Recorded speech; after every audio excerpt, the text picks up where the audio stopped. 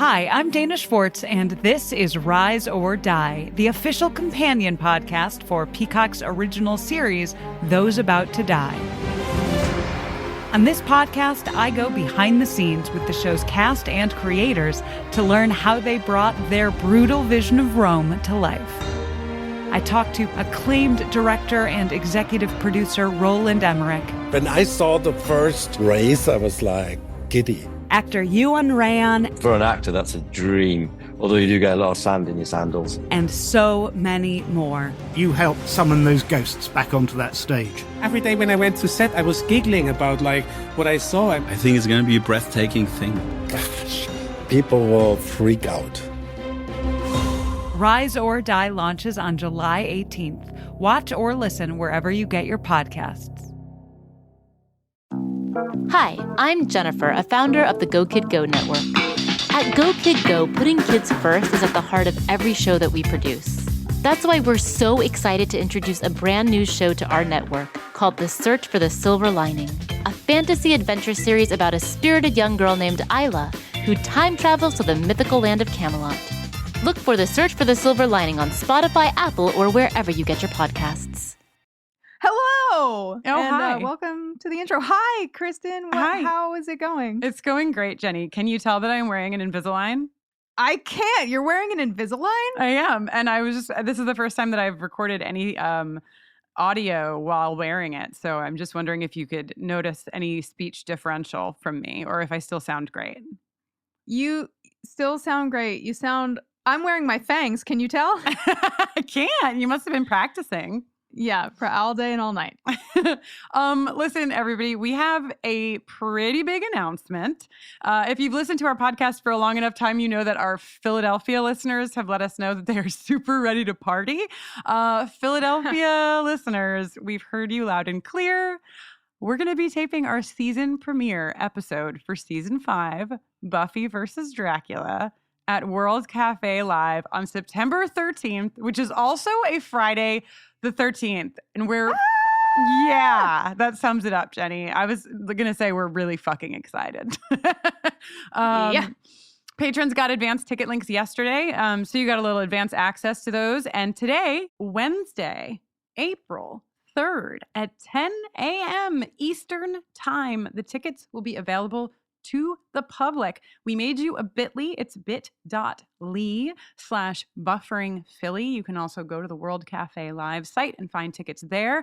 We will let you know. Yesterday's presale moved some tickets, and there are some left for sure. But if you want a ticket, you need to get there pretty soon because we have a feeling that we're going to sell out, and we're going to sell out pretty fast. So Philadelphia, you have already proven yourselves.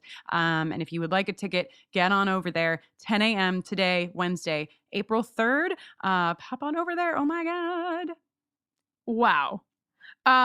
You might be doing some hell math right now and realizing that a live taping on Friday the 13th of September of season 5, episode 1 means we're taking a little break. And your math is correct. We have just 2 more episodes this season. 2 weeks from today, we'll be bringing you the season finale, Restless. And then on May 1st, we will have a very special season wrap-up episode, including some special guests, not the least of which is David Wells, who plays the Cheese Man. I can't even believe, we asked you all to help us think of questions, and 80% of the questions were, what is his favorite kind of cheese? And did the cheese stick to his head on its own? Oh no. So we'll be finding out those hard-hitting answers for you in this interview, but we're really excited to talk to David. And after the season wrap on May 1st, we're going to be taking the summer off in the main feed, but things are going to be pretty awesome in the land of Patreon during that time off. We'll tell you about that in a minute. The live taping of Buffy versus Dracula from Philly will air on September 18th, and then we're going to be back to our regularly scheduled programming, and it's season 5, so buckle up. We also have a few things going on personally this summer, so Jenny, why don't you tell them what's going on with you this May? Well, I'm playing a few shows. I'm playing in Boston and New York and Philadelphia on May 16th and 17th and 18th, respectively. You can find tour dates at jennyowenyoungs.com. And I'll tell you what else. I have this EP that's done, and I'm just putting the finishing touches of getting the artwork done and preparing to prepare for release. I like a 2-stage preparation process. So please stay tuned to me over the summer for news about that release and pre-order and possibly more shows and all the fun things that go around releasing music. Hooray! What are you gonna do all summer long? I am going to be co-directing a camp, which is a sleepaway camp for queer and trans people that happens in June. Very excited to those of you who joined me last year at camp. I hope you're coming back. Can't wait to see you all again. And then also, Jenny, I don't know if you know this, but I'm going to be co-hosting a podcast about the L word. Yes. The first season of I'm joining for the first season as co-host. It's an autostraddle.com podcast. I'm doing it with Reese Bernard, and it premieres literally in just a few days on April 8th. That's a Monday. So it's going to be a Monday podcast, and it runs from April to July. So if you're missing my voice in your ears, you can just listen to me talk about living, laughing, loving, fighting, fucking. I don't remember the rest.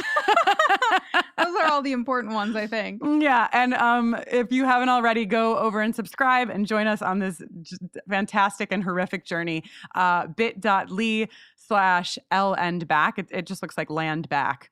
So bit.ly/landback.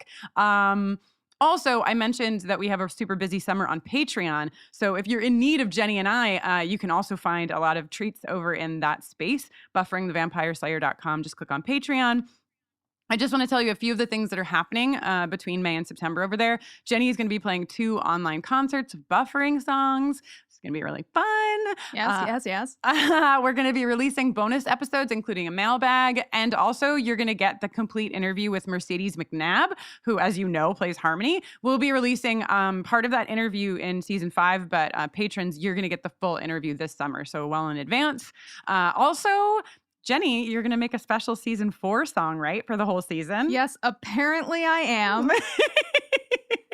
But the whole season, I mean, I don't know how specific you want me to get, but I think it's just going to be a lot of like Riley doing push-ups. I was going to say, like, it's in Adam your control. sucks. So if it's a song that's just you fantasizing about Riley, like, there's nothing we can do to stop you. We'll just have to see what happens.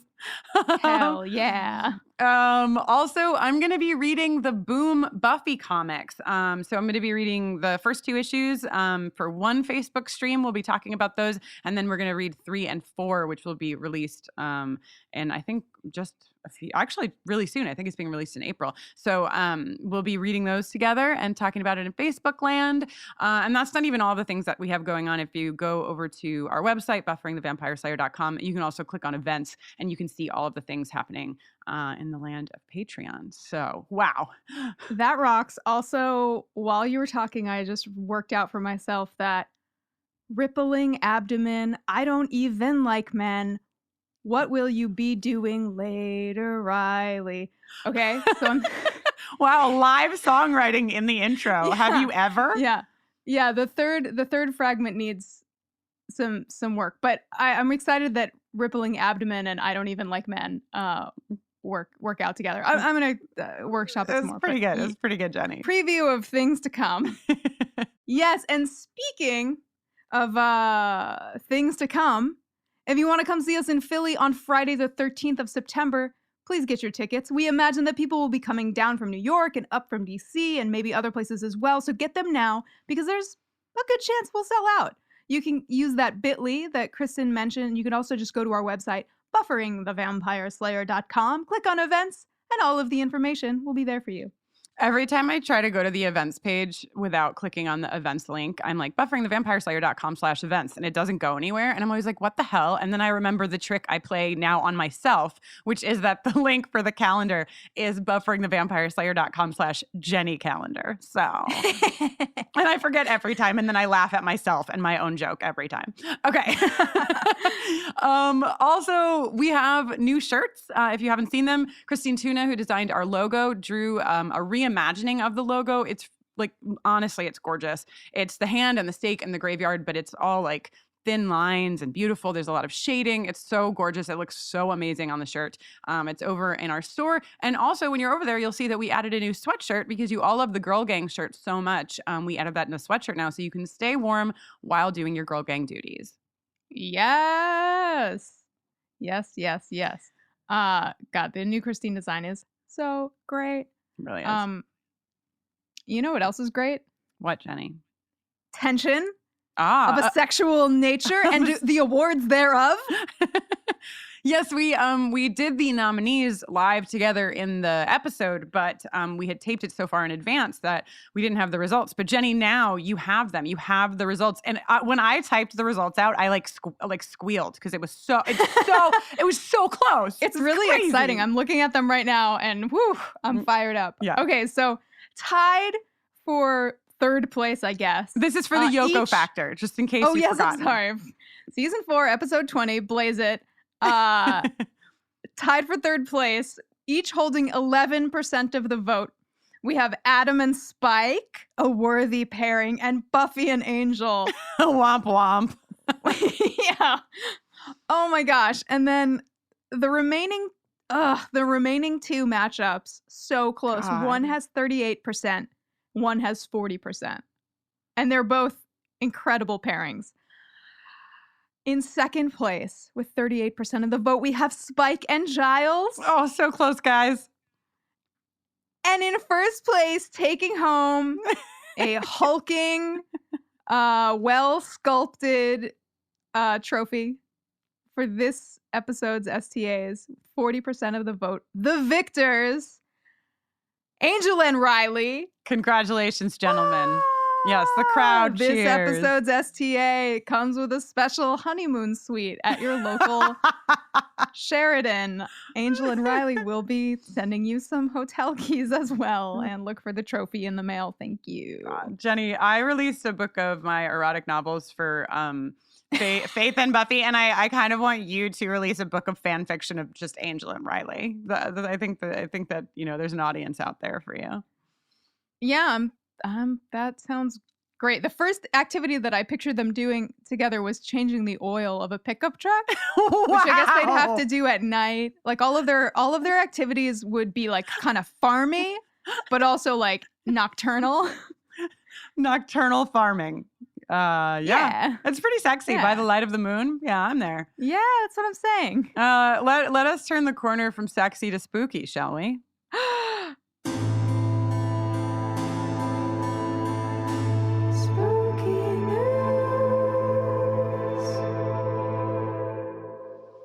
Okay, Jenny, this is the second time I have a spooky news story for you. And this one's really fun. This is from a listener, Jessica, who emailed it to me. And it is from, it's a Twitter thread. The source of this information is a book called Haunted Greece by John L. Tompkinson. And the tweet is from Tarka Barka Holgi, which is TarkaBarkaHolgy, who says, are you ready? I'm ready. I just found out that many Greek towns on islands traditionally designated smaller, uninhabited islands to bury their vampires on. Or, rather, dead people that they suspected of being vampires, because vampires can't cross salt water. So Greece has vampire islands. Wait, what? Okay. First of all, according to who they can't cross salt water? I know. I was like, well, that's a particular the lore. Greeks. The Greeks. Yeah, I'm unfamiliar with that lore, but I love it. It rocks. But also, on what grounds do they suspect people of being dead people of being vampires? Well, I mean, probably just like 2 puncture wounds in their freaking neck. But actually, this tweet goes on to add that according to the book, the Greek vampires are often cobblers by profession. So, like, I don't know. I don't know. Sounds why. like a smear campaign created by someone with an axe to grind with a local cobbler, right? But also, so they're apparently often cobblers who are like named vampires after their death, and then the lore has it that they continue their work after death, which means, according to this person tweeting, vampire islands with vampire shoe businesses. So are the okay. So are those cobblers making shoes just for vampires, or is their clientele open? Or is it a mark of bravery to buy a pair of shoes as a mortal human from a vampire cobbler? Yeah, like I could see like a pretty like black market trade happening with this, where like you have to pay for your vampire shoes in people, you know, like you have to like deliver people that they can eat, or drink their blood, and then in exchange for that you get a pair of vampire shoes. I imagine. Oh my you God, know, and like they could probably use the tanned hides of the people that they drink to then make more the shoes. Yeah, now that's efficiency. That's some spooky news.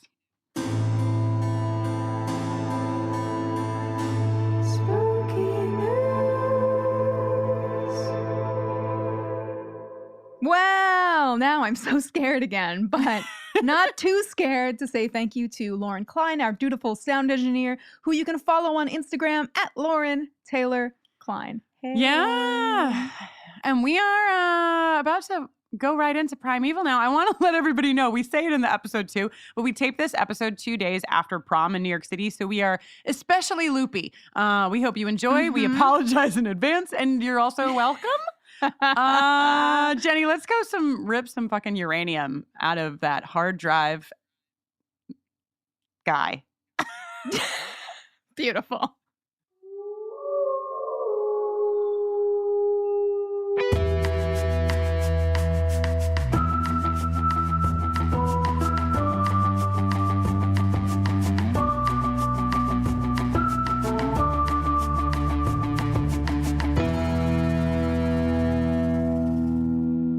Hello and welcome to Buffering the Vampire Slayer, a podcast where we are watching and discussing every episode of Buffy the Vampire Slayer, one at a time, spoiler free. I am Jenny Owen Youngs. And hey, I'm Kristen Russo. We're back together again. Have you missed us? Ta-da! This week we are almost at the end of this season. We are talking about season 4, episode 21, Primeval. Stay tuned at the end of this podcast every week for an original song written by Jenny, recapping the Buffy episode we are discussing. And if you have not yet started listening to our Angel podcast, Angel on Top, hosted by Brittany Ashley and Laura Zach, what in the Sam Hill are you doing? Who is Sam Hill? Yeah, what's with the hill of Sam? Primeval was written by David Fury, directed by James A. Contner, and aired on May 16th in the year 2000.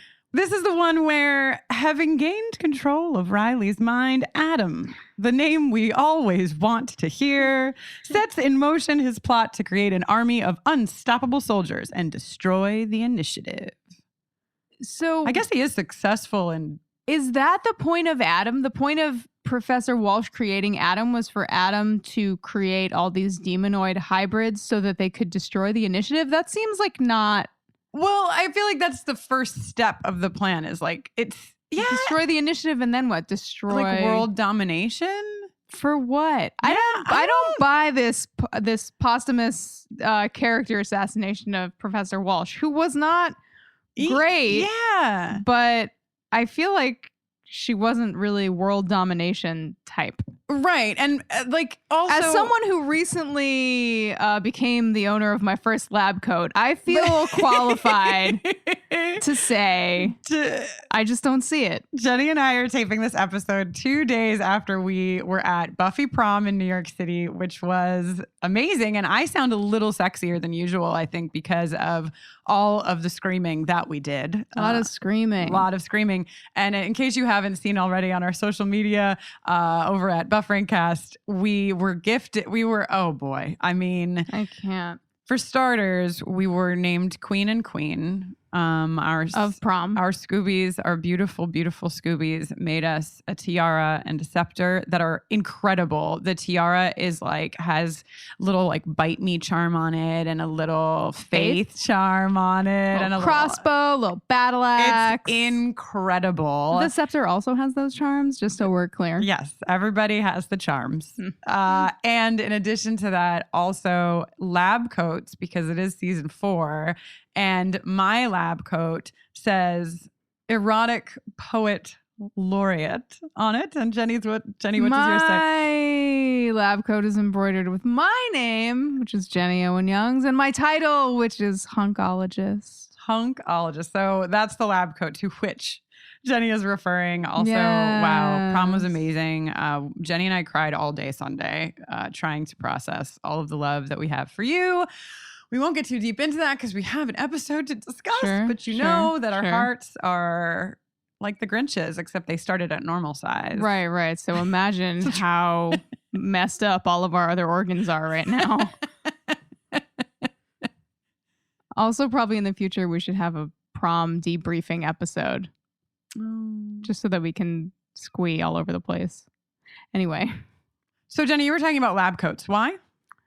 Because I have one. Oh, because Professor Walsh. Because science. Because character assassination. Yes, right. Because we don't know what Professor Walsh's actual end goal was. But it does seem, I mean, here's what makes... I would say like Adam is lying or like Adam embellished the plan, you know, later on. But the fact of the matter is that we learned that Riley has a chip in his heart or whatever. Oh my Which like God. I tried to do a little deducing, but I didn't get far enough. But I was like, Spike has a chip in his brain and Riley has a chip in his heart. It's and like who's got a who chip needs courage in there? like it's like the like if because then I was like, so that would make Spike the Scarecrow, which kind of makes sense because the Scarecrow in Wizard of Oz was like the intentionality of a Scarecrow is to scare the crows away, but he was afraid of everything, and like Spike isn't afraid of everything, but he kind of has to be afraid of things now. Like he's like the vampire that nobody is afraid of. Which checks. Yeah. So then I got really excited, but then I got confused. No, because Riley is a chip in his heart. Tin Man, Tin Soldier, classic. Great. Okay. Yeah. So then who has is a the chip in their lion? fear center? Like who's the third? And then is Buffy Dorothy? Like it would seem like Buffy would have to be Dorothy.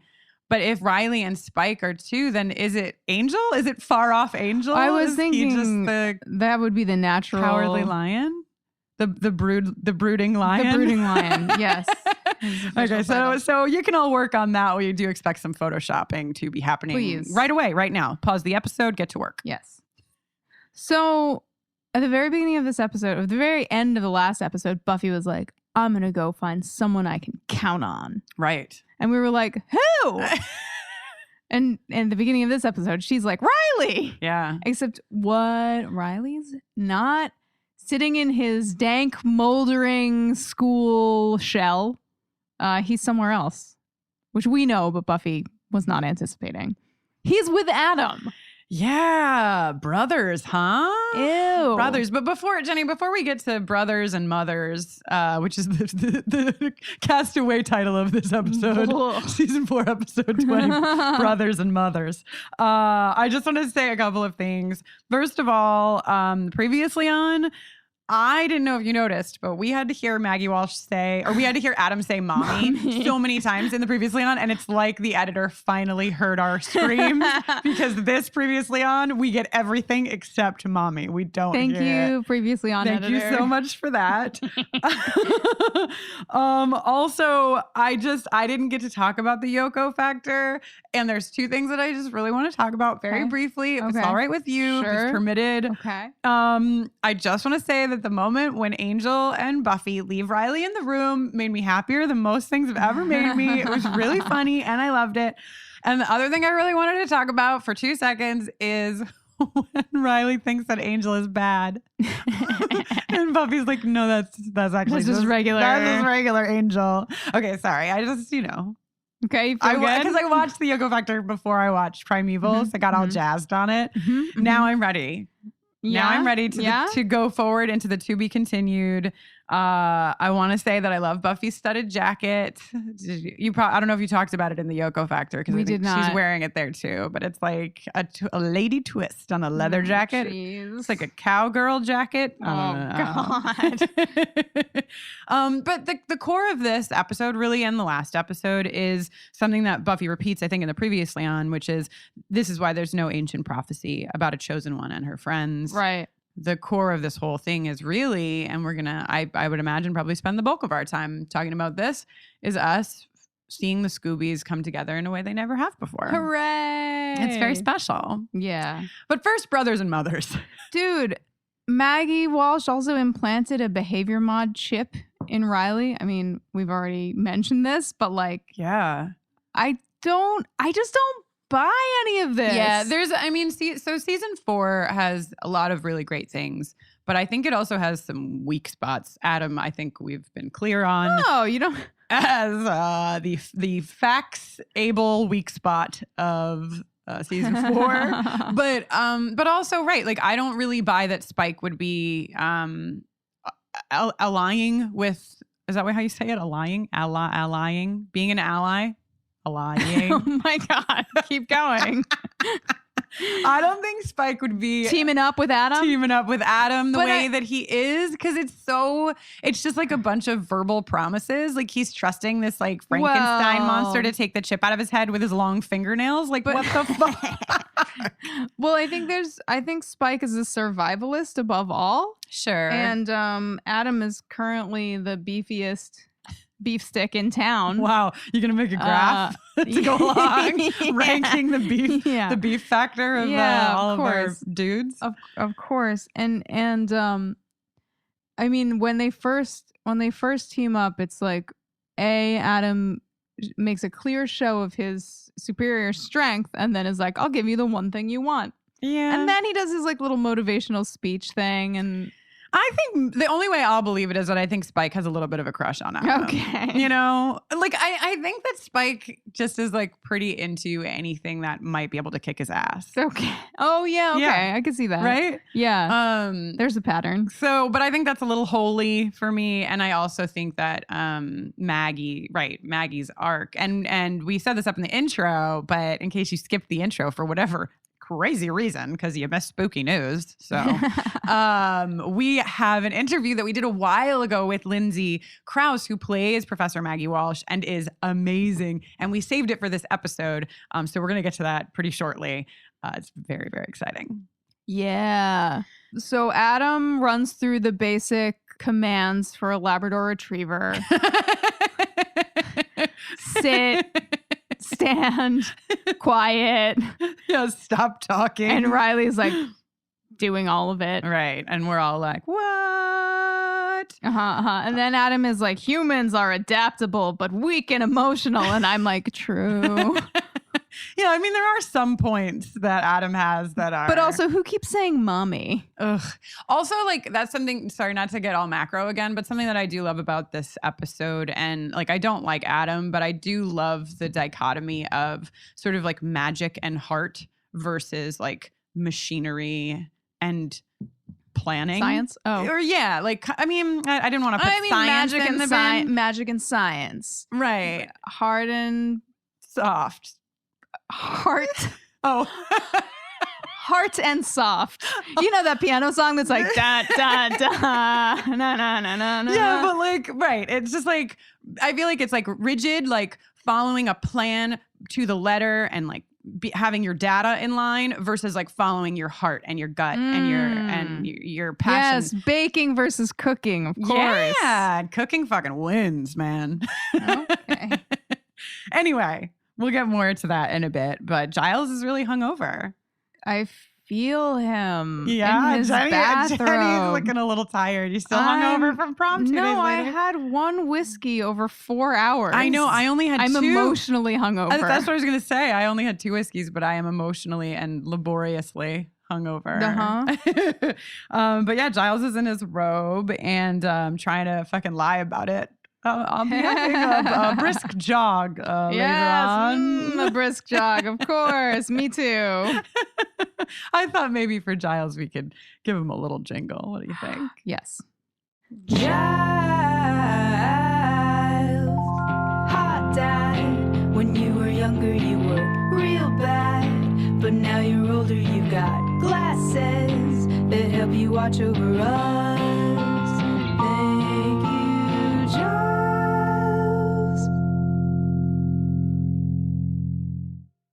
Also, we find out that Adam's like end game for getting Buffy into the fight is to achieve maximum carnage.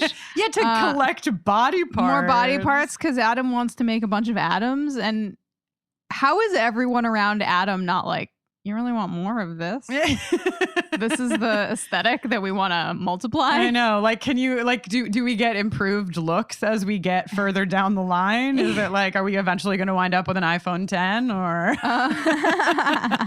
are we all going to have faxing abilities? iPhone 10s that are just like, mommy.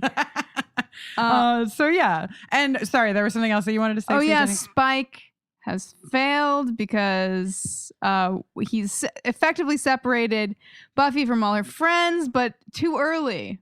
Because she didn't get the information that Adam wanted her to get. Yeah. Which also this whole thing is such a bad plan. Let's get her some encrypted discs that reveal to her that there's going to be a rumble. Yeah. Also Like, that what? that are so encrypted that even Willow can't uncrypt them, decrypt them, decode them, whatever. Yeah. And that they uncrypt themselves. Okay, we're It's never I allowed gotta to go. tape right after prom.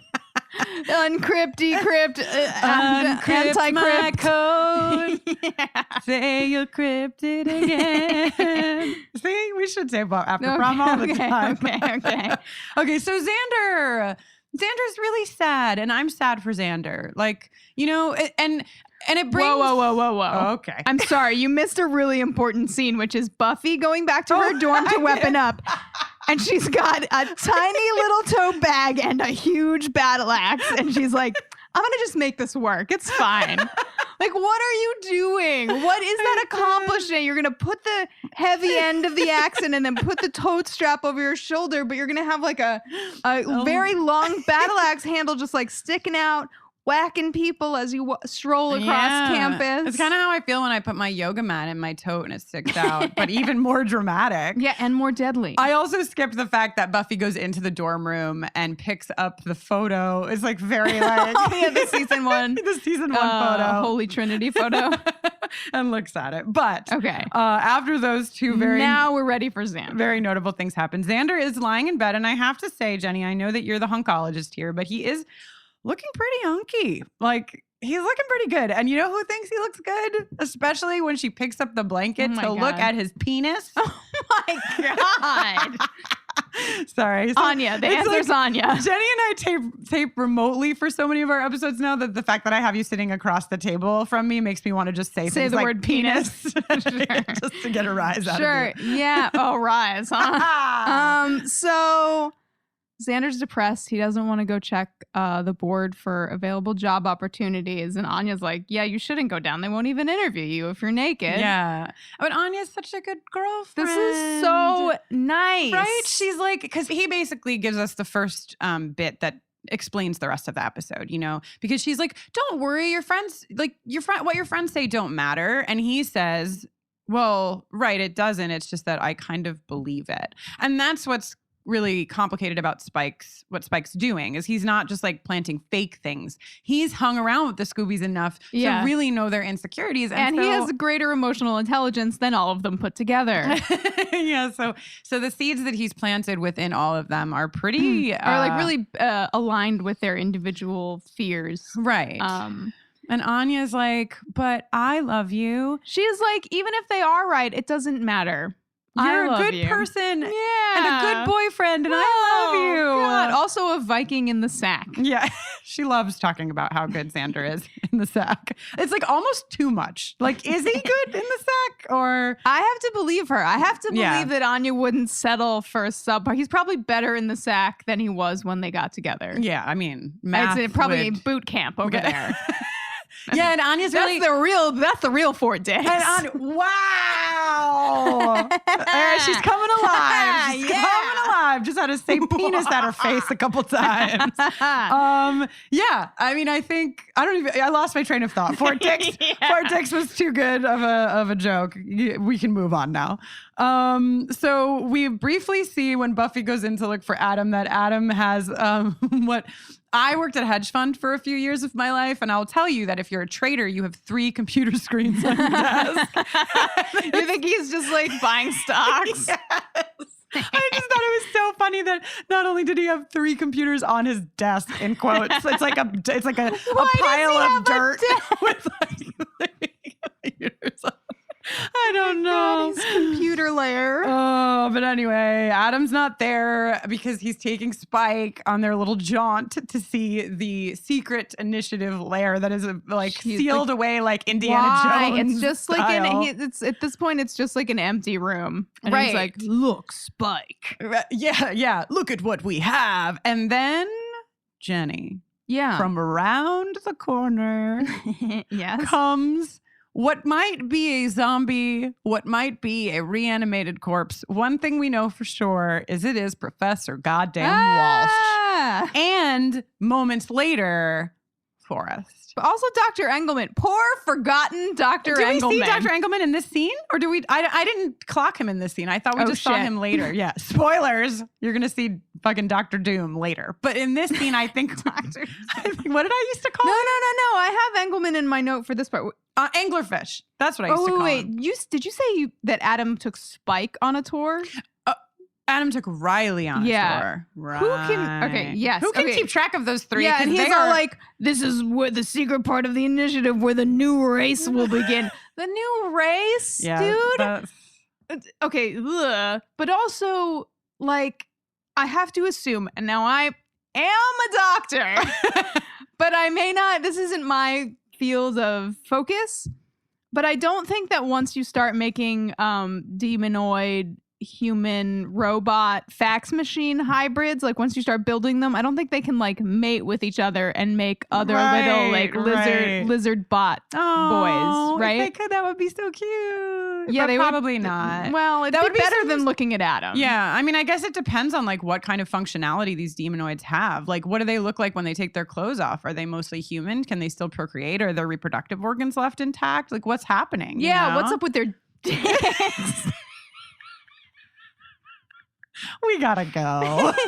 Also, you neglected to mention that when Buffy walks into Adam's empty computer lair, she's like, Adam, where are you?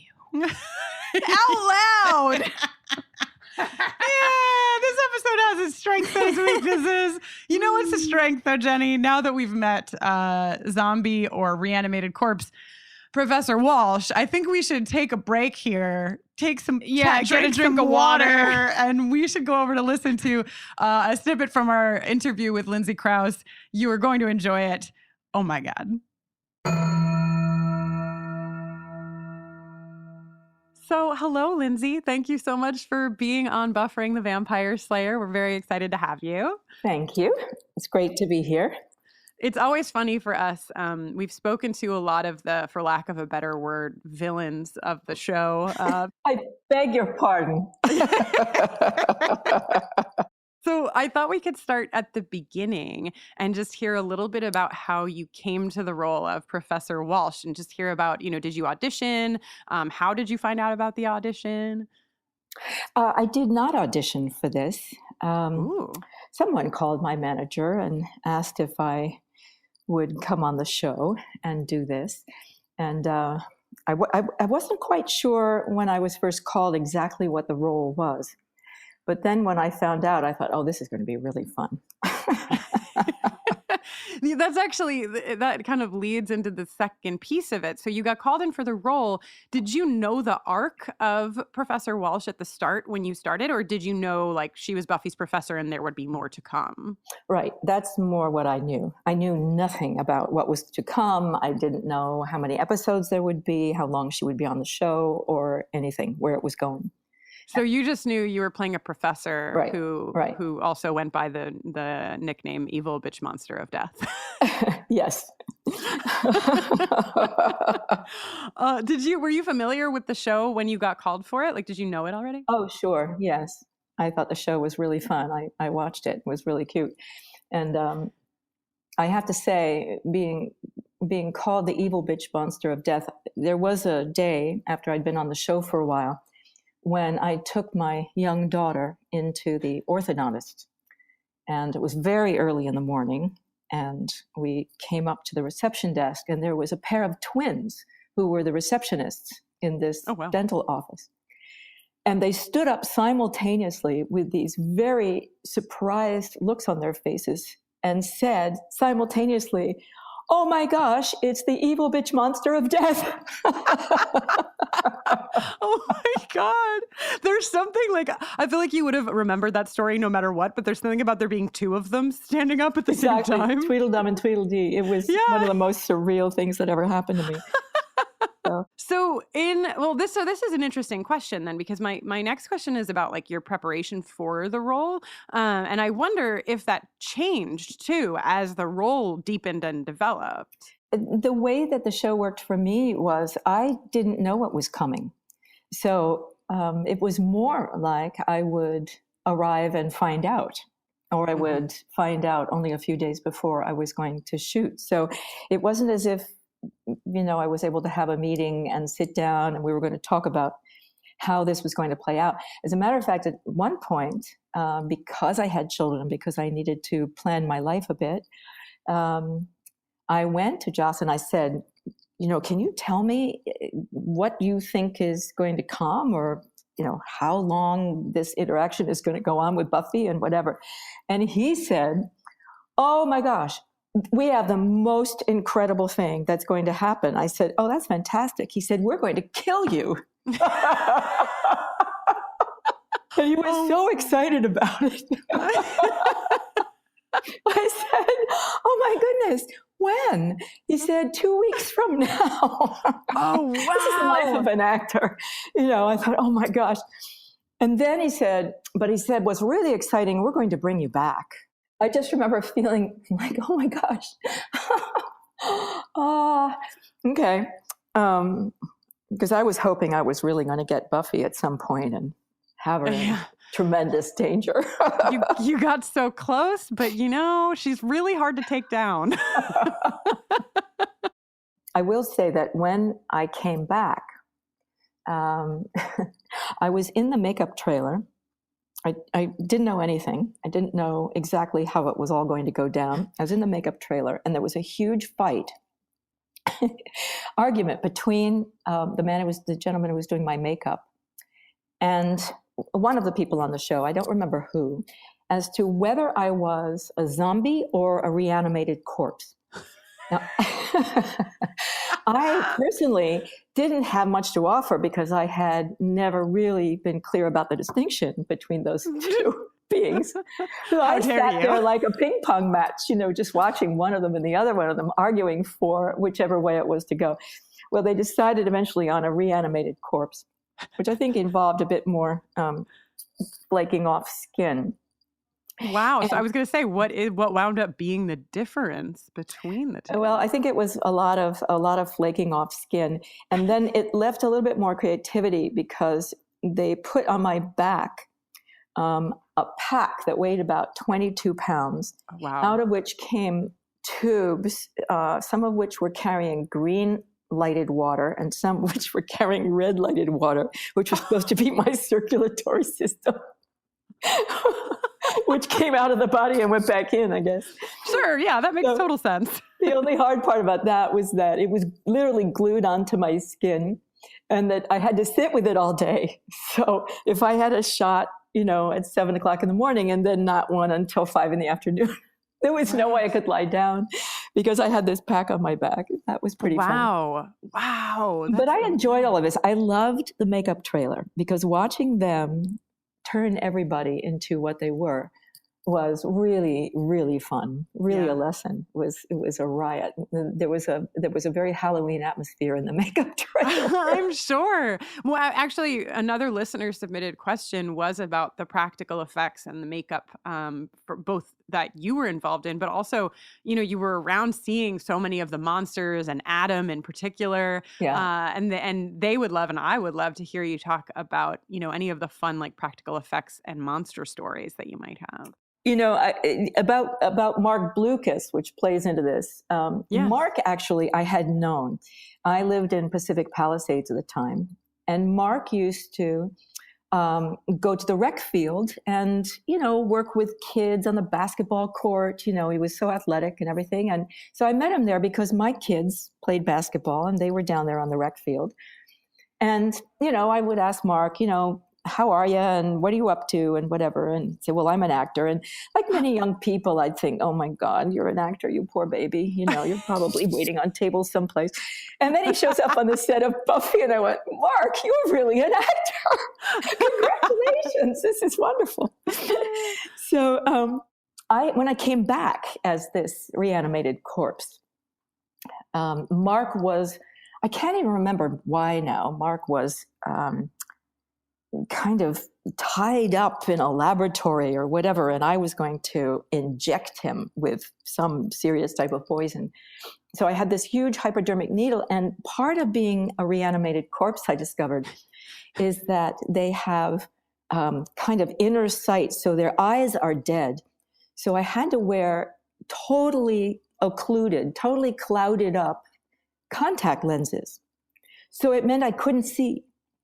But I had to make an entrance into a laboratory, turn left, aim this hypodermic at Mark and get him in the arm and inject this stuff.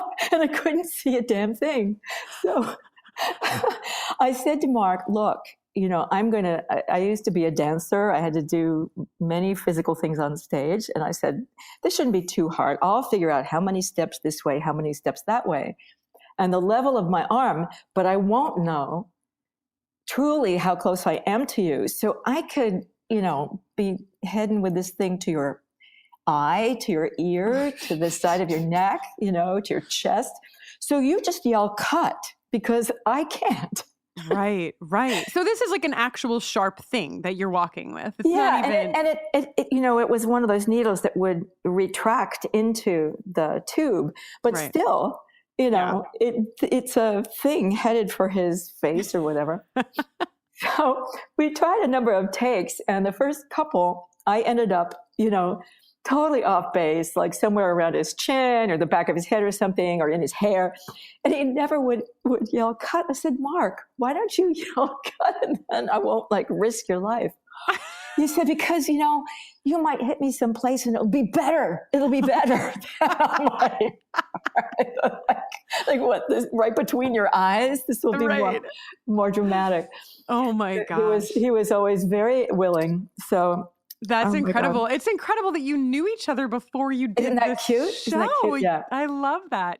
I would love to hear from you too about the set of the initiative. We refer to the initiative set as the tinfoil basement because it's just literally so much tinfoil. And so I'm wondering what it was like to work on that set and if you remember seeing it for the first time. I do. It was really extraordinary.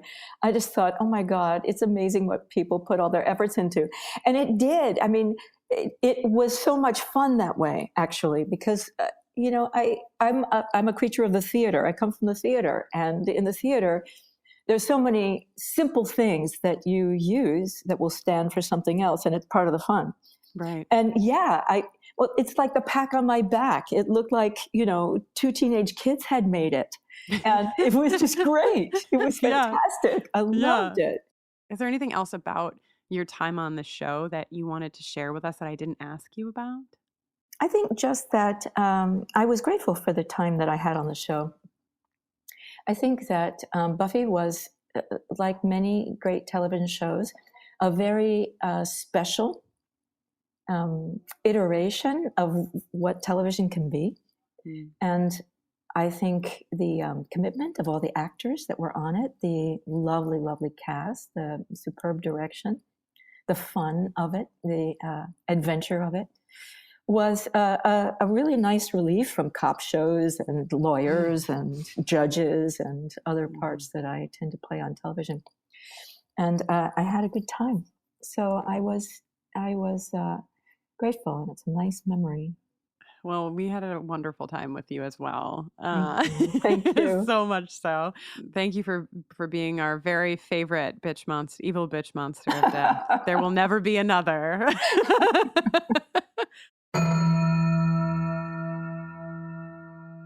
Oh my gosh. Talking to Lindsay Crouse was such a joy. Thank you again to her. So special. You know what else is special, Jenny? When you're strolling through the caves, looking for some big freaky demon human robot guy. But then, oops, you just bump into Spike. What's he doing down here? And then he calls you Nancy Drew in a way that makes me kind of hot. There's something I don't know about these two. But we'll get to the sexual tension awards later, and I'm just going to throw a hat in the ring for this moment because, he's like calling her Goldilocks in another episode. He's calling her Nancy Drew. I already discussed how Spike feels about people who might be able to kick his ass. Right. Yep. So a theory, and it's not bunnies. Wait.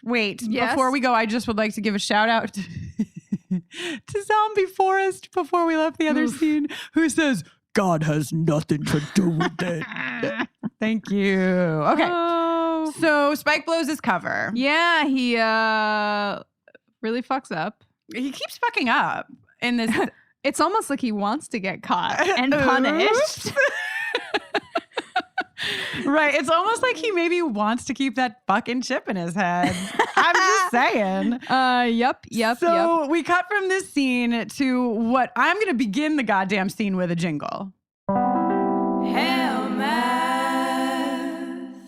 Willow's like, oh, it wasn't an asymmetric algorithm. It was a hexagonic key pattern the whole time. But of course. Then, of course. Anyone with a lab coat knows that. But of course, she doesn't get to crack the code. And she's very adorably Willow about it, right? She's like excited that they have the information, but also mostly bummed that she didn't get to do it herself. We cut back to fucking... Wait.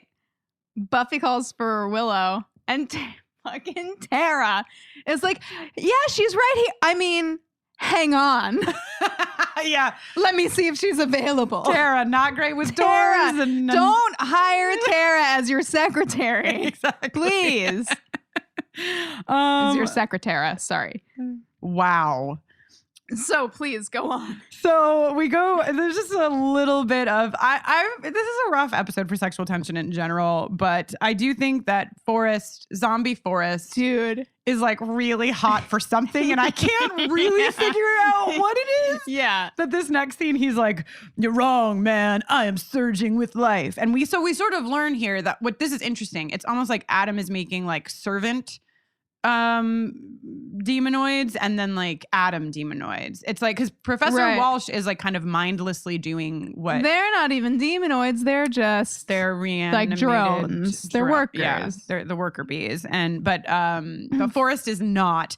And Forrest, which kind of seems to me to indicate that maybe like Forrest didn't die when he was impaled. Oh, like, maybe. I mean, Adam's human body was dead. Like the human parts of him were dead. But if it feels, this kind of makes me feel like Forrest remained alive and perhaps in critical condition while he was disassembled and reassembled. Forrest was like, come on, man. It's always been my fantasy to be a zombie, sleeping with zombie Riley, please, man. Also the way that he goes, and like windshield wiper wags his finger. Also, he tells Riley that they have some choice parts for him. And I say, sir, which parts? I think we've already discussed. I think we already know when we've already named them within this episode. Wow. Also, he says he's free of all his weaknesses and doubts. Ooh, wow, Jenny and I are here for it today. He then tells Riley to be a good boy, or maybe Adam tells him to be a good boy, or maybe Professor Maggie Walsh says that. Somebody tells him to be a good boy, and then she gives him a shot. And then we go to campus where we have this summoning circle of Scoobies, right? Where Buffy is sort of saying like, hey, who told you the information that pissed you off? And everybody sheepishly is like, it was fine. Like, got us again. He's such a naughty boy. What a villain. So they all find out that Spike got them. And of course, they don't feel better because as aforementioned, these things are real for them and they're thrown off. And what I kind of like about like how this conversation happens throughout the episode is that they're not talking about like they've been feeling off for a little while. Like they really are all like, hey, this whole season has kind of felt like we've been getting off track as Scoobies. And like, you know, Willow later talks about like, well, it was our first year in college, which is crazy to me. When I watch episodes from season 4 at the beginning, I'm like, oh my God, that like we started, it feels like 400 years ago when you think about the fact that when we started the season, they were just beginning college, you know? Yeah. Anyway, we'll get more into it in a bit. Spike is working for Adam. They figure that out. The discs included plans about Adam making his cyber demonoid army. Yes. Do you think those discs were ever in his chest slot? Yeah, do you think he shits them out? Like, Jesus. how does Adam eject those discs is what I'm wondering. But also, I don't want to know. Also, the initiative cells are just overflowing with demons, Yeah. which prompted me to try to come up with a portmanteau that would... this is Did you say a portmanteau? yeah. Is it a portmanteau or a portmanteau or portman? Okay, so I covered this with Rishi, and the proper vowel sound is O at the end, but it's portmanteau. Portmanteau. I've been practicing in the mirror. So I tried to come up with a Trojan horse demons portmanteau, and what I'm going to tell you, I didn't spend very long on it, so I'm going to invite everybody else to come up with better ones and send them to us, but mine are just to get you started. They're so bad. I mean, they're not even portmanteaus, they're portman phrases or something. You know, because it's 2 words. They're the poor man's portmanteau. Exactly. Yeah. So on one side we have demon horse, Trojan horse, demon horse. I said they were bad. Wow. This is just to get it going. Yep. And Trojan orc. You're welcome. Oh, great. So, I don't think orcs exist in the Buffyverse, but they're like kind of demonic. Okay, Trojan orc. It's not bad. I think It's pretty bad. our listeners will It's do pretty better. bad, but for sure. I just didn't have a lot of time. Yeah, that's great. Call to action. Also, the one thing I want to talk about before we go to the next scene is Xander saying, "Does anyone miss the mayor? Just wanted to be a just snake." wanted to be a big snake. And to which I think we all say, "Yeah, we all fucking miss." Support for today's episode comes from OneSkin. And if you have sensitive skin, you're going to want to hear about their scientifically proven topical supplements. Free from over 1,500 chemicals and preservatives that can make skin red, irritated, or itchy, their products are safe for sensitive skin. It's just one of the reasons they've earned the skin-safe seal of approval. They've also earned the Jenny Owen Youngs and Kristen Russo seal of approval, if I do say so myself, Jenny. I couldn't agree more. I've been using OneSkin for a few months, and after a few weeks, I remember it like it was yesterday. I texted Kristen and I was like, maybe she's born with it. I looked in the mirror that morning and was like, oh, things are happening, and I am happy. I have used a million billion skin products, and I did not think that I was going to switch off of the skin like lotion, the moisturizer that I used and the under eye cream that I used, because I have used them for a little while and I really like them.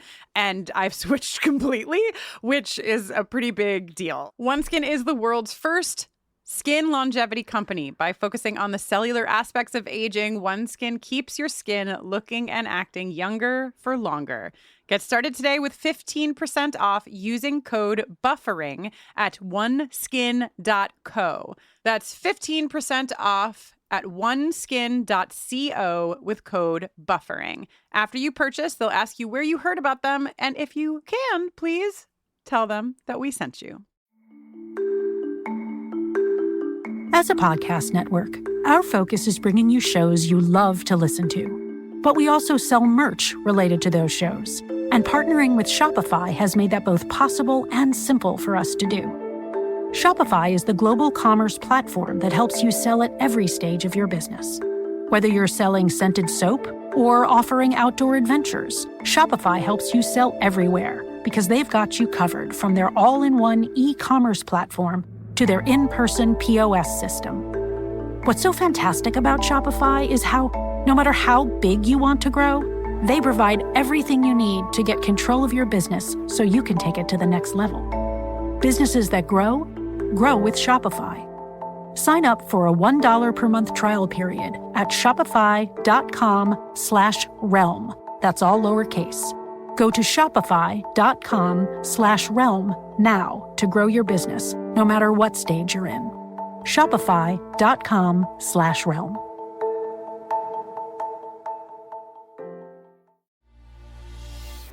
Hello, I'm Simon Jack. And I'm Sing Sing. And together we host Good Bad Billionaire, the podcast exploring the minds, the motives, and the money of some of the world's richest individuals. Every episode, we pick a billionaire and we find out how they made their money. And then we judge them. Are they good, bad, or just another billionaire? Good Bad Billionaire from the BBC World Service. Listen now wherever you get your BBC podcasts. the mayor.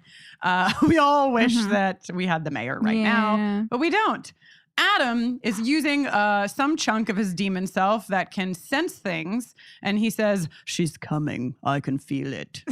Fuck you, man. He's gross. And then we go to Giles's. And Xander's like, if only we could call upon the powers of Grayskull and make a Megazord or whatever the fuck. Yeah. Earth, wind, fire, and water. Choose your property where people combine stuff. And Giles is like, holy shit. Giles, I don't know if he actually takes his glasses off or if I just like it's just ingrained in my brain that he would be like taking them off and being like, actually, you've got a point.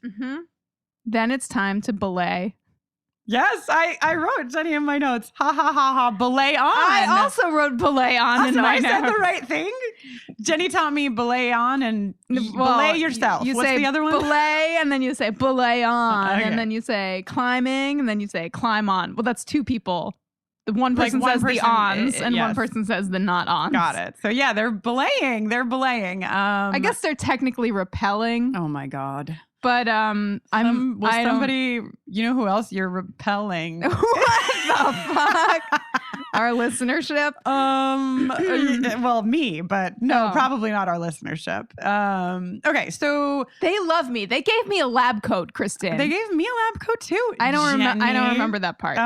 So Buffy and Willow make up. But hold on, before that, I just there's a really wonderful Giles line when they're walking in before they start belaying and repelling and whatever the hell else, where he says to Xander, just because this isn't going to work doesn't mean you should be negative. Which is nice. Great. Okay, Great. so Great. yes, Willow and Buffy. I think this is important for a couple of reasons. One, the bigger piece of this, which is their insecurities, but two, because like we had this coming out moment a couple of episodes ago. And I think that this is really nice because as so many of us know, coming out is not a one-time thing. It is a thing where like you have the initial moment and then you have to unpack stuff later. And they're not specifically just doing that here, but I think it is a piece of it. Yeah. Buffy also calls herself out on something that we often call Buffy out on and says, I've been so wrapped up in my own stuff. Classic Buffy. Yeah. As a wise man in London once told us, it's almost as if she's just like, the weight of the world is on my shoulders.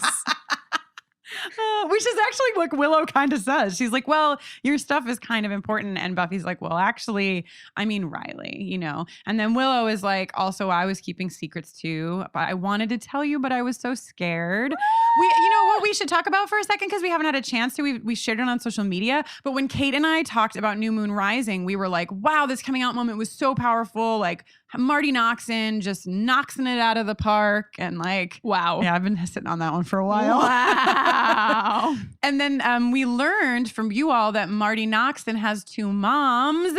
And then Marty Noxon tweeted at us to be like, yeah, my two moms just celebrated their 40th wedding anniversary. So anyway, I think that Marty Noxon's input into this show as the child of two queer women or lesbian women, I don't know how they identify, is in like why we get some of this really powerful stuff that does seem just so informed. That yeah, Willow was scared to tell her best friend because that's scary. We get it, Will. Okay, they love each other. They hug. Xander comes down. They hug Xander. And Xander, this is nice, right? Because like Xander can often make things like womp womp and be like, hey, look at these two ladies hugging me and one of them's gay. And like he doesn't do that here. He is just like, oh man, my pals. And then he's like, Giles, get down here quick, man. This really sweet thing is happening. Yeah. Okay, so then they probably open the elevator doors and the initiative is waiting for them with guns. Yes. And Spike has failed Adam once again. And Adam's like, take his head off. Yeah, Adam suddenly becomes the Queen of Hearts. Yeah. Off with his head. Spike does a move that is high up in my ranking. Takes his fucking cigarette and puts it out in Forrest's eye. I mean, I don't love the eye thing, but I love Spike using a cigarette as his weapon. I think that's pretty on brand sure. And pretty Sure. pretty great. I also really love what happens to Forrest's burned eye. It like loses just its color milks over, which is not, I think, what would actually happen if you burned an eye with a cigarette. Please don't try. No, imagine. Let us know. No, I would like to know from our scientists though. Like, is there any scientific? What the fuck? What? Oh, that you're a scientist now That's because you have right. a fucking lab Yes. coat? Okay, well, if you're a scientist that earned your lab coat in ways that are not talking about Buffy the Vampire Slayer and hunks, I would love to know if there's any truth to color coming out of an eye from heat. Like, is that a thing or is that just it's probably just an effect. Okay. We're into a segment of the show that I believe can start off with a jingle. The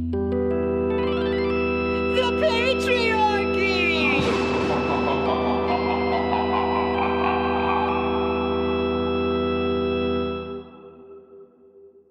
This general. I know every inch of this lab. I'd know a tick on a mouse if it got in here.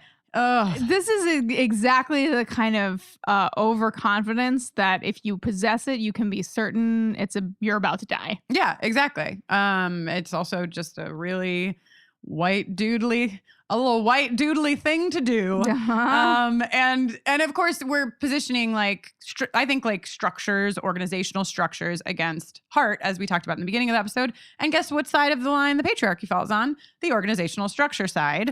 And it doesn't get very far. And Buffy, to her credit and their credit, they're really trying to help here. Like they're really trying to be like, dude, can you just stop with the patriarchy for a second and listen to us because you don't know what you're talking about. And of course, he can't hear that. Also, there's the moment where the general is like, you're bringing weapons in here. And he holds up the gourd. Yeah. Which I'll talk about a couple of times more in this episode. I mean, it's a magic gourd in his defense. In his defense. And he is told it's a magic gourd. They're locked in. They're all locked in. Just as he tells them how absolutely in control he is, all the power goes out. All the exits are locked down. Do you know how the power gets turned off, Jenny? Because Adam with the longest fingernails known to man. We get not one, but 2 separate clips of B-roll of Adam's motherfucking fingernails clicking on his switches. like a lovely lady at a it reminds me of the women who used to the women who ran the switchboards, when phones needed switchboards, and they were like alpha, data, blah, blah, whatever. Yeah. I feel like that's Adam in this room. He's like clickety clack. And all the demon containment cell doors are unlocked and opened, and they immediately start attacking all the lab coat clad scientists. And you know what this reminded me of a lot? Oh, I gave it a name, actually. What'd you give it? I called it the Battle of Tinfoil Alley.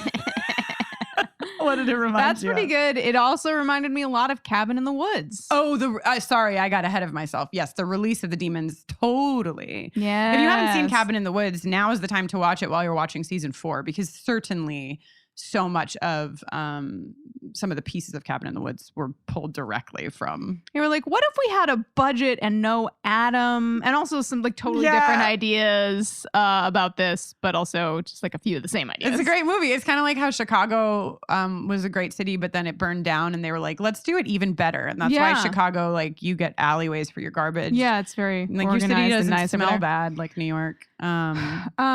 Great metaphor.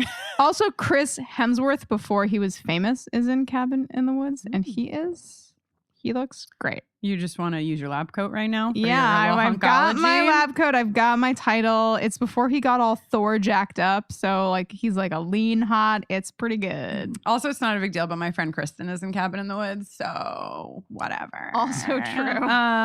Okay, so Battle of Tinfoil Alley. My favorite moment. No, I have 2 favorite moments in the. Oh, you have a little sentimental face on though, Jenny. What do you, go ahead. Scooby set up to do their spell, and Xander's like, I still don't like you going in alone, and Buffy's like, I won't be. Yeah. No, that's very. I know. I want to talk about this whole thing because it's pretty massive. But can I tell you my 2 favorite moments from the Battle of Tinfoil Alley that are not sentimental? Please. Okay. One is the clip of what I call the Snake Man. There's just a man climbing out of the tinfoil pit, and there's a weird snake-like tentacles wrapping around him. I would go octopus or squid because a snake is just kind of a line. You're right. It's tentacles. It's many snakes or tentacles. If you could see the knowing, the I know how to identify weird rope-like shitty special effects as tentacles. Jenny Owen Young's face that I'm getting right now. My other favorite moment from the Battle of Tinfoil Alley happens later, and it's when the Scoobies have to go through the Battle of Tinfoil Alley to get to the room where they set up to do their magic. And it is because if you go back and you look at them while they run through, Giles is clutching the magic gourd, holding it. He's holding it so carefully, running through the battle because they fucking need that gourd. Yep. So one thing I want to say is that Willow uses the electrical grid before they get to the secret little place to do their magic to find the secret lab, which I find incredibly hot. And I'd like to play her jingle. Who knows the square root of 1225? Willow, who's gentle of heart and nimble with a hard drive. Willow, Willow, Willow, Willow.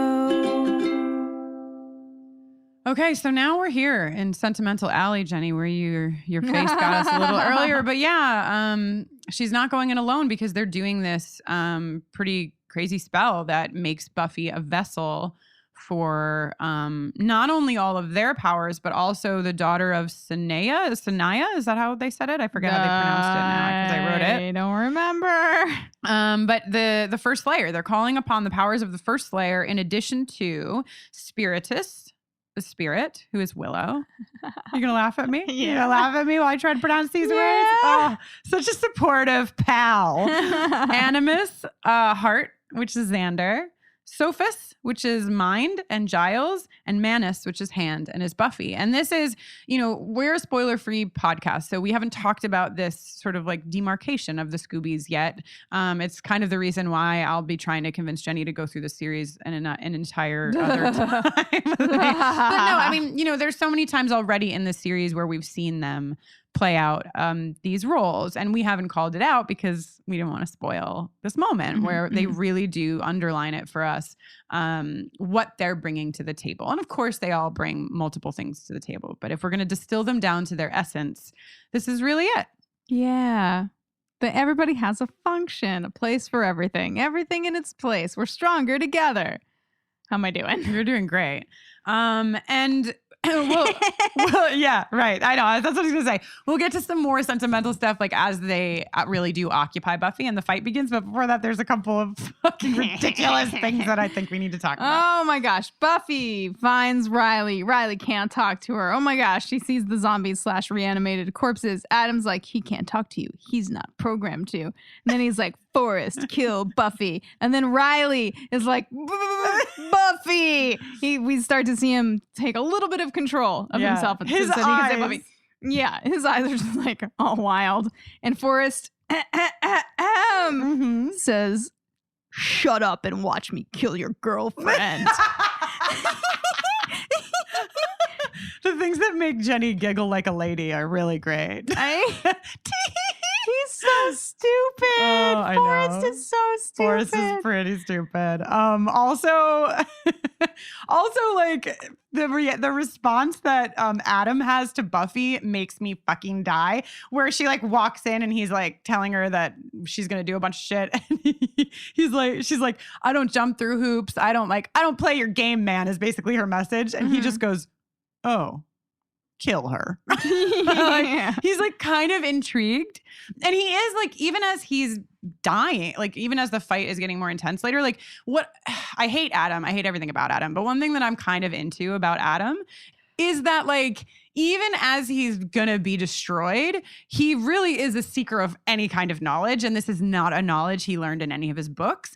So he really is like, what is happening here? I would like to learn. Yeah. Then are you going to talk about the arm? Is that why you're laughing?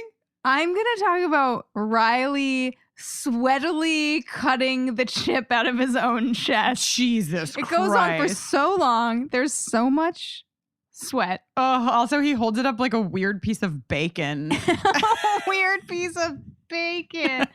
Then he hops up and yanks the blood tubes out of the zombies. Oh, disgusting. And it's time for Riley and Forrest, the final showdown. Dun, dun, dun, dun, dun, dun. Dun, dun, dun, dun, dun. So meanwhile, fucking Buffy's like, I broke your arm, or like your arm broke, or whatever the fuck she says. Oh, because he whips out his Pulgara spike and she snaps it. And he's like, I got another. And then it's like the Terminator up in here, like, and his arm extends to. Then we go from Terminator to like the Sopranos. I don't even know. Yeah, it's a big, really like a Tommy gun. Is that what you call that? Yeah, it's kind of like a automatic bazooka Tommy gun. Yeah, kind and of thing. Just really, it's really silly. dumb. I would love to know what percentage of the budget was spent on that CGI, because I feel like it. Well, actually, I guess we're about to get a fucking face full of CGI. Yeah, really. This room is all seriously. about it. It's not the best decision that's ever been made to make his arm turn into a gun. I highly, highly prefer when Rose McGowan's leg is a gun in whatever that movie is. That's another story for another day. But one fun thing that does happen is Adam makes a joke. I've been upgrading. Actually, he doesn't even mean it as a joke. He's legitimately He's just like very matter of fact. He's like, about it. I'm on operating system 2.0 right now. Yeah. And then Buffy's eyes are like snap, snap, yellow. So we know there was a contact specialist on site for this episode.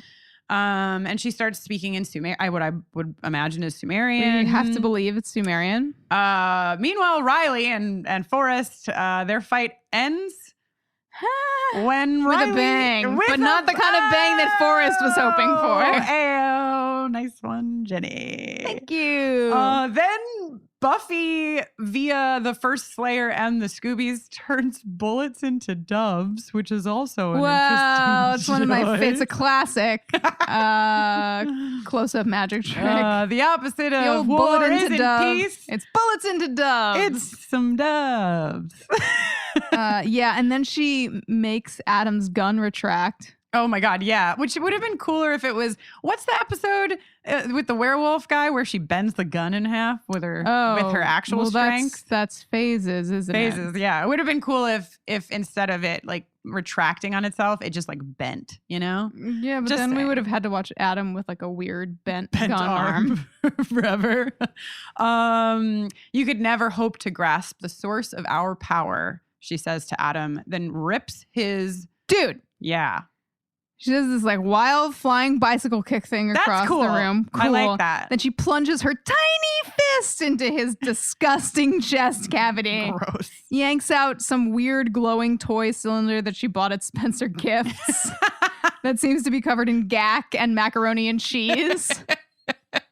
But yours actually it kind of looks like something from Ren and Stimpy. That's really because of all the like weird like sweet potato root points coming off of it. Nice reference, Jenny. It really does. Yes, well. And she says, but yours is right here. And I'm kind of into the lines here. You can't grasp the source of our power. Yours is right here. I'm not into the Ren and Stimpy uranium thing. Gross. And what I'm really not into is that it floats up out of her hands. I actually blacked that out. Yeah, and she erases that. So Adam is dead. Adam is destroyed. Wow. We thought he said it couldn't be done. Yeah, we're all really sad to see him go. Now that he's gone, I kind of miss him. I want to say, just going back into the fight scene for a second. So I have some feelings. The CGI I like is the like water CGI, like the guns hitting the water wall. Yeah, kind of thing. that's really cool. And I'm into it. And I think like, this is like the start of CGI. So most of it is pretty not great. But I think that this is a CGI effect that was so effective that like, I mean, I know it's been improved, but we still see this. It reminded me of like, I don't know, like X-Men or I feel like I've seen this effect used in more recent times for other sci-fi fantasy sort of genre stuff. And I don't know, Jenny, I just feel like we should talk about the fact that the Scoobies have always worked as one. I mean, it's kind of the thing, right? Buffy is a Slayer and she's different from all the other Slayers because she has a crew. She has support. And so I have a few things to say about that. One, we just came off prom. I'm having a lot of feelings. And obviously this is like also the source of our power here at Buffering the Vampire Slayer. And like that like people can't touch the source of our power, and that the community that we have is so strong because we lift each other up. And it's just, I have a lot of feelings about it. And this episode and so many episodes in the series underline that like we are more when we are together. We are more powerful when we work as a team. We all have different strengths that we bring to the table. When we call upon them, we can destroy evil. So I just have a lot of feelings, and this episode was watched right after a lot of things happened at the prom. And I think it's important. And then just in the arc of the show in general, I want to say that whereas the Scoobies have been working together forever, and it's been a point of reference for us many times, I think that after their first year of like we're sort of getting to the end of their first year of college, we've been through a lot. Willow has come out. Xander is really facing things in his life. Giles has had to face what it's like to not be employed as as part of the Watchers Council. Buffy has had to get over the loss of Angel and start to date again. Like Willow has had to get over the loss. They've been through like some real shit, and I do think that they are coming together. And this is the deal with like long-term relationships or long-term relationships of any kind, love, friendship, whatever, is that people change and grow. And when you can grow and change with them and move with them, that's also really powerful. So I just think that it's not just a repeat of, oh, the Scoobies are together. It's like we've seen them grow and change, and they're coming together again, and they're coming together in a different way now because of all of that change. I'm done with my monologue. Thank you all for listening. Great monologue. Thank you so much. Thank you so much. So then Spike just fucking strolls in. Yeah. And he saves them, and they're like, you just did that so we wouldn't kill you. And he's like, yeah, did it work? And they're like, we're tired. Yeah. They're like, we're too tired to kill you, Spike. And then he's like, let's go save him, by gum. Oh which my I God, what a enjoy. doof. He's such a doof. And then Buffy comes in, it's like they're all together again. Riley and Buffy come in, and the Scoobies are there, and Spike is there. And we sort of cut to the patriarchy. Okay. This little spiel. Yeah. The initiative was a failed experiment. It will be erased and filled in with concrete. Yeah. And then they, on behalf of all of us, say, burn it down and salt the earth. And we're like, thank you. Thank you so much. Yeah. It's interesting because it's not often that we see like somebody in position, I think the general and then his commanding officer or whatever. I don't know how things work with rank in the army, but they're sort of positioned as these like very stubborn, pig-headed men who are like, we can do anything and like whatever. So I did find it interesting that this man was acknowledging essentially we can't, like, demons cannot be controlled, and like we tried it and it failed. Yeah. Like I'm into that because he's right. Like he's right. They should burn it and salt it to the ground, both because this is a power that is greater than theirs and they can't control it or contain it, and also because Jesus Christ, can we be done with the initiative now? So Jenny, do you want to get a little sexy? Always.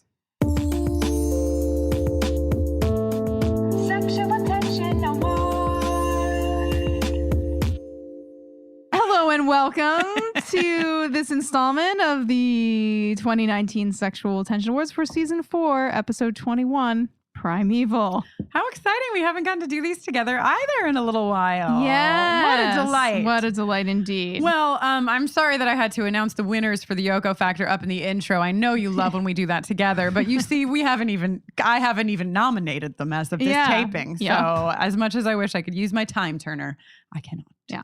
So our first nominee for Primeval is a throuple. So glad to have a throuple here nominated. It is the throuple of Spike, Riley, and Adam, because these three boys with chips in various parts of their bodies want to do it together. No. You know what I'm saying? Chip on chip on chip. How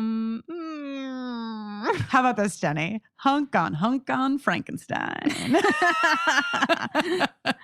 I'll take it. Cool. Next up, because this episode's pickings are slim. They really are.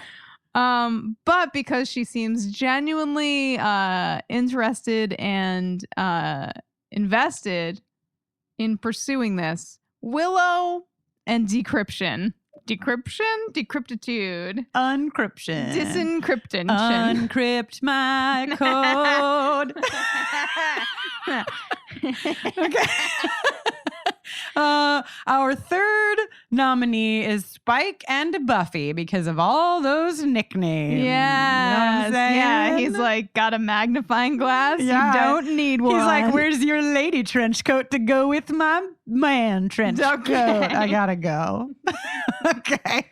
And our last nomination. Of course. If this doesn't win, I'm going to be very upset. Is Zombie Forest and Riley because, well, you know why. Listen to this whole episode. Choice parts. Yeah, choice parts. Okay. So please join us. Make your voice heard in our democracy. Find the Twitter poll at BufferingCast for this and every episode's Sexual Tension Awards. Vote and be merry. Thank you. On Twitter. Did you say on Twitter? On Twitter. Yeah. Great. I said on Twitter. Great. I wasn't paying Twitter poll. attention. Yeah, okay.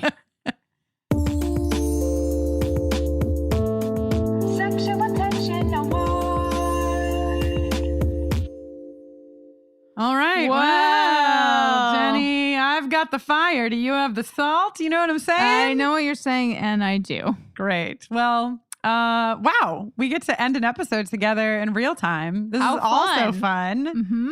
Mm-hmm. Mm-hmm. Yo, I remember how to do it. Don't worry. I, of course, am Jenny Owen Young. Are you sure you hesitated? Resident hunkologist, lab coat owner, and co-host of this podcast. When I'm not making this podcast and watching Buffy, I'm writing songs. And you can hear some of them and learn more about me at jennyowenyoungs.com/buffering. Do any of your songs sound like uncrypt my... Sorry. I'm sorry. It's just like jokes usually come in threes. That's all. Oh, boy. And you can always give me a shout on Twitter at Jenny Owen Youngs. Yeah. Youngs, Gus just laid his little head down. Look at him, Jenny. Oh, well, Jenny's squeal woke Gus up. Yeah, he doesn't. Gus is my new shriek. cat who's friends with Sam, in case you haven't been following everything. And he's sleeping on a bed next to us right now. Okay. So I am Kristen Russo. And if you don't know, I also do a lot of work with LGBTQ communities. You can check that out over on my website at KristenNoline.com, finding organizations that I co-founded. Everyone is Gay and My Kid is Gay. A book I wrote called This is a Book for Parents of Gay Kids. My website, I'll spell it for you. You know what? Jenny wrote a jingle to help you spell it. Hit it. Kristen with an I, Noeline. Yes, you can use that spelling, KristenNoline.com. You can also use that spelling to find me on Twitter and on Instagram at KristenNoline. Buffering the Vampire Slayer is on Twitter, Instagram, and Facebook at BufferingCast. And you can always email us at bufferingthevampireslayer@gmail.com. You sure can. .com.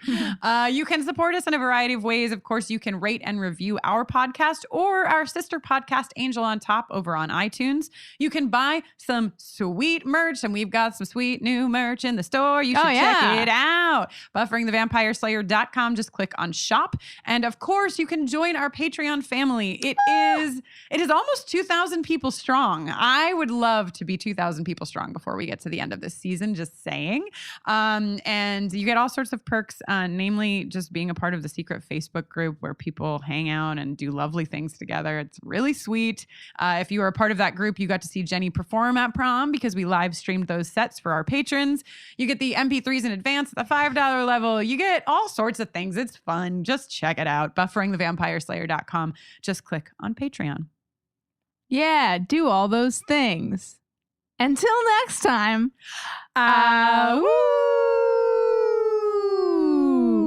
burn it down and salt the earth.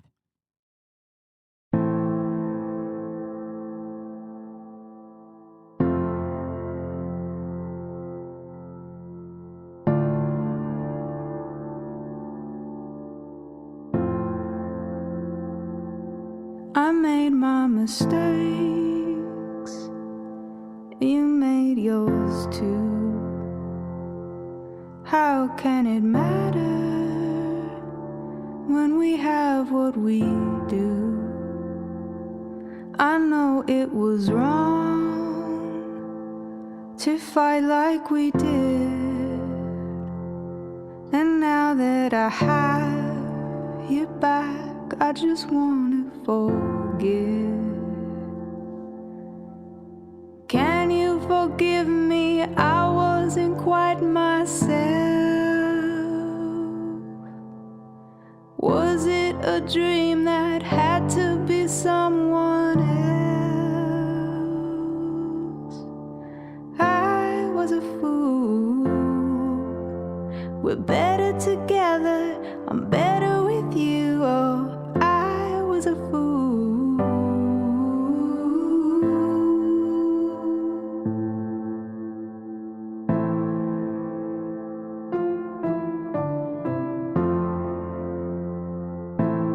How did I get so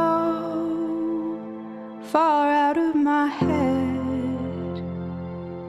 So many wrong things that can't be unsaid. How could I let go for even a blink of my hope and my anchors, my everything? Can you forgive me? I wasn't quite myself. That wasn't me, it had to be someone else. I was a fool. We're better together, I'm better with you. Oh, I was a fool.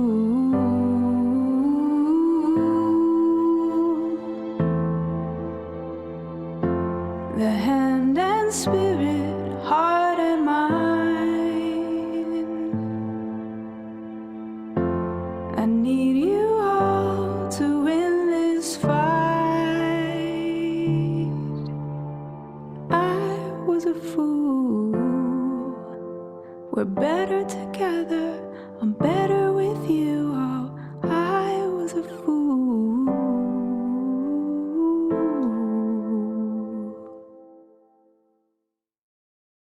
Dana Schwartz, and this is Rise or Die, the official companion podcast for Peacock's original series, Those About to Die. On this podcast, I go behind the scenes with the show's cast and creators to learn how they brought their brutal vision of Rome to life. Gosh, people will freak out. Rise or Die launches on July 18th. Watch or listen wherever you get your podcasts. Hi, this is Rob Benedict. And I am Richard Spate. We were both on a little show you might know called Supernatural.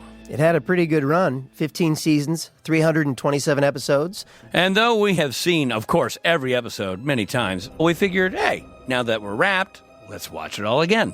And we can't do that alone, so we're inviting the cast and crew that made the show along for the ride. We've got writers, producers, composers, directors, and we'll of course have some actors on as well, including some certain guys that played some certain pretty iconic brothers. It was kind of a little bit of a left field choice in the best way possible. The note from Kripke was, he's great, we love him, but we're looking for like a really intelligent Duchovny type. With 15 seasons to explore, it's going to be the road trip of several lifetimes. So please join us and subscribe to Supernatural then and now.